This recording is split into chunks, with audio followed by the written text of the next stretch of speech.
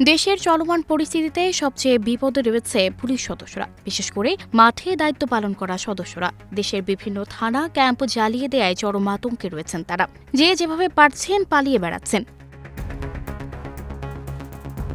Police সদস্যদের অভিযোগ, তাদেরকে জনতার সামনে দাঁড় করিয়ে দেয়া হয়েছে, সেই সাথে শীর্ষ কর্মকর্তারা উধাও। এতে বেশি ক্ষোভ বেড়েছে তাদের। আন্দোলনকারীরা চায় সব ঢেলে সাজাতে হবে, এরপরই উদ্যোগ নেওয়া হবে। এরই ধারাবাহিকতায় পুলিশ প্রশাসনে ব্যাপক পরিবর্তন আনা হয়েছে। এতে র্যাপিড অ্যাকশন ব্যাটালিয়নের মহাপরিচালক সহ কয়েকটি শীর্ষ পদে পরিবর্তন আনা হয়েছে। বুধবার স্বরাষ্ট্র মন্ত্রণালয়ের জননিরাপত্তা শাখার জারি করা এক প্রজ্ঞাপনে এ তথ্য জানানো হয়েছে। এতে বলা হয়েছে, জনস্বার্থে জারি করা এই আদেশ অবিলম্বে কার্যকর করা হবে।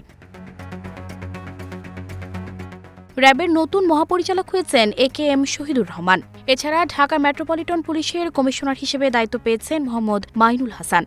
তিনি এর আগে অপরাধ তদন্ত বিভাগের উপপুলিশ পরিদর্শক ছিলেন।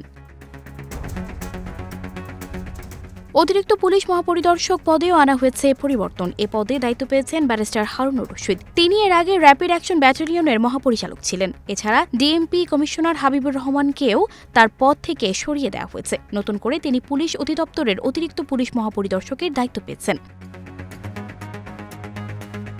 সানজিদা রহমান, প্রবাস খবর।